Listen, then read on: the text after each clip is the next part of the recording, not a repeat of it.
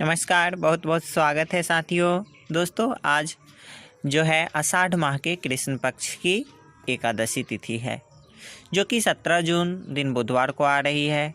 दोस्तों, यह आषाढ़ माह के कृष्ण पक्ष में आने वाली एकादशी को हम योगिनी नामक एकादशी के नाम से जानते हैं। यह एकादशी मनुष्य के समस्त पापों का तो नाश करती है, साथ ही साथ असाध्य रोगों का भी नाश करती है। स्किन से संबंधित भारी से भारी बीमारी को यह क्षण भर में नाश करती है। इसका महात्म्य का वर्णन नहीं किया जा सकता, इसलिए मैं आपको अपनी बुद्धि अनुसार इस एकादशी का महात्म्य बताऊंगा। साथ ही साथ इस व्रत को किस प्रकार पूर्ण करनी चाहिए ये भी जानकारी दूंगा। व्रत का पारण कब है, व्रत का जो तिथि है वह कब से कब तक है, कैसे की जानी चाहिए, यह महाव्रत इसका मैं बताऊंगा। दोस्तों, एकादशी व्रतों में श्रेष्ठ है और पुरुषार्थ को देने वाली है। जो साधक धर्म अर्थ काम मोक्ष की इच्छा रखते हैं उन्हें एकादशी का व्रत अवश्य ही करना चाहिए। एकादशी व्रत यदि आप निस्वार्थ भाव से करते हैं, निष्काम करते हैं, तो यह और भी महापुण्यदायी हो जाता है और भगवत प्रसन्नता के लिए की जाने वाली यह व्रत अमोघ व अक्षय पुण्यदायी हो जाती है। जो जातक इन एकादशी का व्रत करते हैं उन्हें यह लोक में तो समस्त सुखों की प्राप्ति होती ही है, साथ ही साथ जब वह यह लोक को छोड़ता है तो उसे गोलोक में स्थान प्राप्त होती है। भगवान के परम धाम गोलोक में उसको स्थान मिलती है। आषाढ़ माह में कृष्ण पक्ष की एकादशी तिथि को एकादशी व्रत माना गया है। योगिनी एकादशी इस साल को बात करें तो यह 17 जून बुधवार को आ रही है। इस दिन भगवान विष्णु का पूजन तो करना ही चाहिए, साथ ही साथ पीपल के वृक्ष का भी पूजा करने का विधान आता है। ऐसा माना जाता है कि भगवान विष्णु को समर्पित इस एकादशी का व्रत रखने से व्यक्ति के समस्त पापों से मुक्ति मिलती है। साथ ही इस व्रत को रखने से सभी बीमारियां भी खत्म होती है। व्यक्ति को यश, सुंदर रूप और गुण की भी प्राप्ति होती है। दोस्तों, एकादशी का जो मुहूर्त है वह 16 जून को प्रातः 5:40 से प्रारंभ होकर के 17 जून को प्रातः 7:50 तक रहने वाला है। पारण का मैं मुहूर्त बताऊं, 18 जून को सुबह के 5:23 से 8:10 तक रहने वाला है। अवधि की बात की जाए तो 2 घंटे 47 मिनट के बीच आपको व्रत का उपवास खोलना है, पारण करना है। अर्थात दोस्तों, योगिनी एकादशी का व्रत की जो कथा है वह है प्राचीन काल में हेम नामक एक माली अलकापुरी नगर में राजा कुबेर के यहाँ रहता था। उसका काम हर दिन भगवान शंकर की पूजा के लिए मानसरोवर से फूल लाना था। एक दिन उसे किसी कारण से फूल लाने में बहुत देर हो गई और वह दरबार में बहुत देर से पहुंचा। कुबेर इस बात से बेहद क्रोधित हुए और हेम को उन्होंने कोढ़ी होने का श्राप दे दिया। माली हेम श्राप के प्रभाव के चलते इधर उधर भटकता रहा। एक दिन भटकते भटकते वह मार्कंडेय ऋषि के आश्रम में जा पहुंचा। अपने योग बल से ऋषि ने उसका दुख समझ लिया और उसे योगिनी एकादशी व्रत का करने का महात्म्य का बताया। इस व्रत के प्रभाव से हेममाली क्रोधी शरीर को छोड़ करके पुनः अपने दिव्य शरीर को प्राप्त किया और उसे मोक्ष की साथ साथ प्राप्ति हो गई।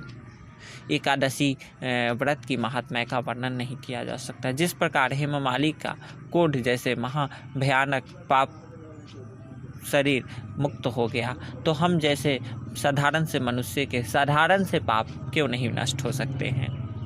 वैसे पाप साधारण नहीं होते, लेकिन एकादशी का जो पुण्य है वह असाध्य से असाध्य वस्तु को भी साध्य कर देती है। दोस्तों, एकादशी जो है योगिनी एकादशी व्रत की शुरुआत 10वीं तिथि की रात से ही हो जाती है।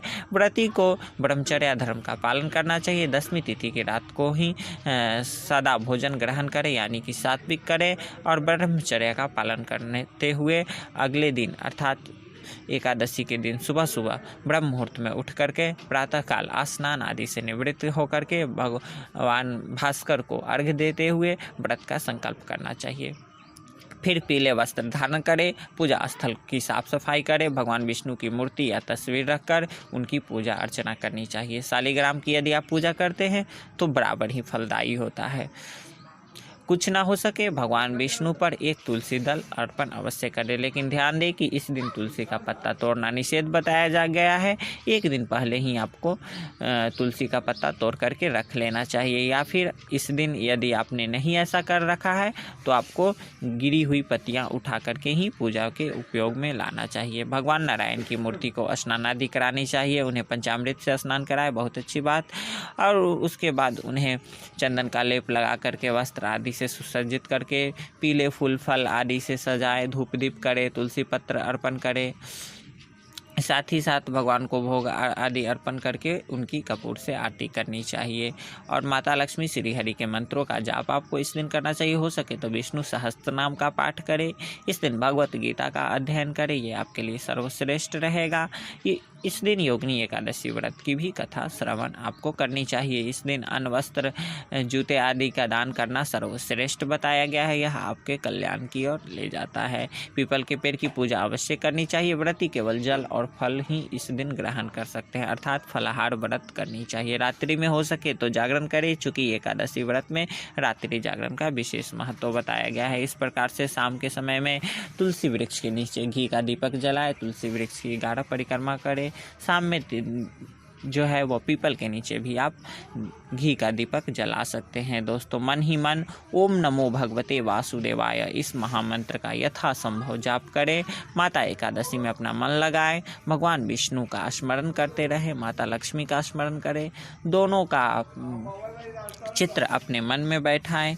क्षीर समुद्र में शेषनाग की शैया पर भगवान विष्णु सोए हो और माता लक्ष्मी उनकी चरण सेवा कर रही हैं। इस प्रकार का छवि अपने मन में लाते हुए योगिनी नामक महा एकादशी का व्रत का उपवास का अनुष्ठान पूर्ण करें और श्री हरि की कृपा प्राप्त करें। इसी आशा के साथ मैं इजाज़त चाहूँगा। तब तक के लिए इतना ही। फिर नई जानकारी के साथ आप लोगों के समक्ष हाजिर होऊंगा। तब तक के लिए इतना ही। नमस्कार।